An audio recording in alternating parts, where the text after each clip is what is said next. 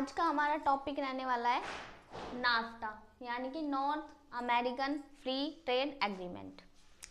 तो आइए इसके बारे में बात करते हैं। नाफ्टा क्या है? सबसे पहले तो नाफ्टा एक रीजनल इकोनॉमिक इंटीग्रेशन है। नाफ्टा क्या है? नाफ्टा रीजनल इकोनॉमिक इंटीग्रेशन है। Regional economic integration.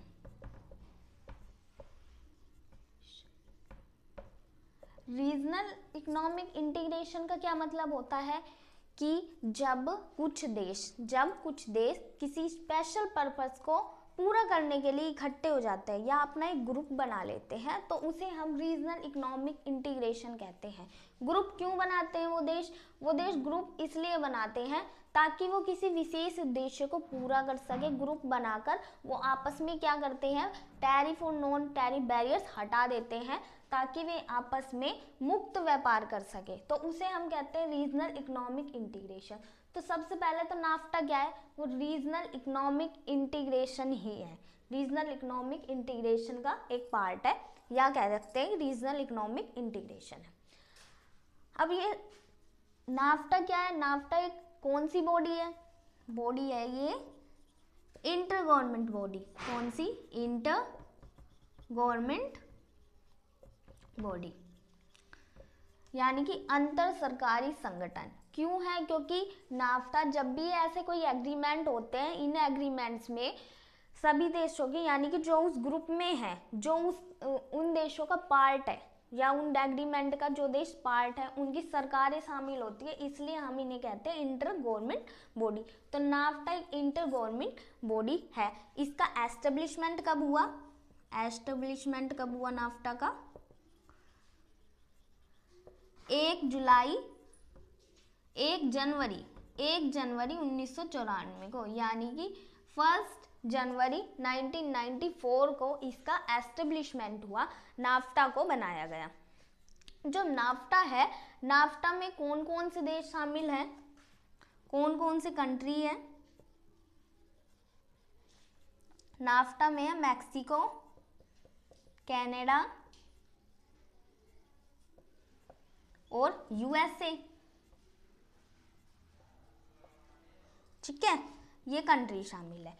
तो नाफ्टा क्या है? नाफ्टा है north American free trade agreement, यानी कि उत्तरी अमेरिका में मुक्त व्यापार समझौता। यानी कि अमेरिका के उत्तर में जो है उनसे फ्री ट्रेड एग्रीमेंट करते हैं। इनमें 3 देश शामिल है, मैक्सिको, कनाडा और यूएसए। ये तीनों देश ही आपस में फ्री ट्रेड करते हैं। ये वाला इससे भी कर सकता है, ये इससे भी कर सकता है, ये दोनों भी कर सकते हैं, ये दोनों भी कर सकते हैं। इसमें कितने देश शामिल है? तो इसमें 3 कंट्रीज शामिल है। ठीक है, क्लियर है। अब बात कर लेते हैं कि इसका जो हेडक्वार्टर है वो कहाँ पर है। नाफ्टा का जो हेडक्वार्टर है वो कहाँ पर है?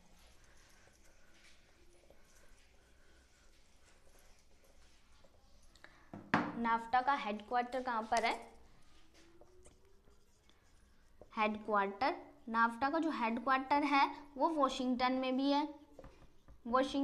भी है, वो ओटावा में भी है। ओटावा कहाँ है? ओटावा है कनाडा में, कनाडा की राजधानी है ओटावा। तो इसका जो नाफ्टा का हेडक्वार्टर है वो ओटावा में भी है, वो वॉशिंगटन में भी है और वो मैक्सिको में भी है। ठीक है, 3 जगह इसका हेडक्वार्टर है।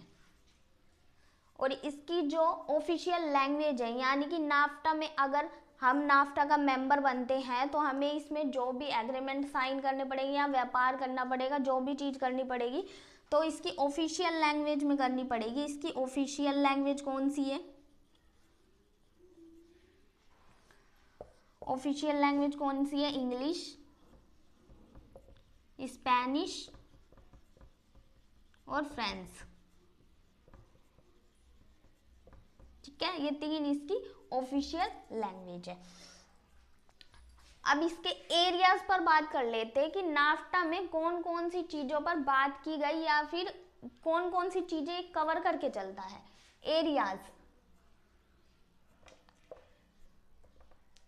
एरियाज में नाफ्टा में क्या किया गया, एक तो भाई इसने फ्री ट्रेड एग्रीमेंट को बढ़ावा दिया था कि मुक्त व्यापार समझौता। तो मुक्त व्यापार किस किस चीज से रिलेटेड था, वो गुड्स से भी रिलेटेड था, ठीक है, वो सर्विसेज से भी रिलेटेड है और वो इन्वेस्टमेंट से भी रिलेटेड है। फ्री ट्रेड होना चाहिए इन चीज़ों का, तीनों चीज़ें इसमें शामिल कर ली। इसके अलावा इन्होंने इसमें नाफ्टा में क्या किया, जो हमारी इंटेलेक्चुअल प्रॉपर्टी है यानी कि बौद्धिक संपदा, बौद्धिक संपदा का मतलब वो होता है कि ऐसी चीज़ जो हमने अपने माइंड का मतलब अपने दिमाग का इस्तेमाल करते हुए बिल्कुल नहीं बनाई है, नहीं, बिल्कुल नहीं, तो वो हमारी इंटेलेक्चुअल प्रॉपर्टी है। तो इसमें क्या कहा गया है, इसमें हमारी जो इंटेलेक्चुअल प्रॉपर्टी है उसके बारे में भी नियम बनाए गए कि कैसे हम उसकी सुरक्षा कर सकते हैं, ठीक है। इसमें एग्रीकल्चर से रिलेटेड बात भी की गई, एग्रीकल्चर से भी रिलेटेड इसमें बात की गई, ठीक है। इसमें लेबर से भी रिलेटेड, लेबर है यानी कि जो श्रम है, कई देशों में लेबर को कुछ नहीं माना जाता, मानी कि श्रम से भी रिलेटेड जो लोग लेबर का काम कर रहे हैं उनके लिए भी इसमें कुछ कानून बनाए गए, लेबर से भी रिलेटेड और एनवायरनमेंट से भी रिलेटेड। इसमें एनवायरनमेंट से भी रिलेटेड कुछ नियम बनाए गए। तो इसने किस किस एरिया को कवर किया, इसने फ्री ट्रेड एग्रीमेंट को बढ़ावा दिया, इंटेलेक्चुअल प्रॉपर्टी के बारे में भी बात की, एग्रीकल्चर के बारे में भी बात की, लेबर के भी बारे में बात की और एनवायरनमेंट के भी बारे में इसने बात की। तो अब हम देख लेते हैं कि USMCA, USMCA, USMCA क्या है, USMCA, USMCA, ये USMCA क्या है, ये इसका मतलब है United states Mexico Canada agreement,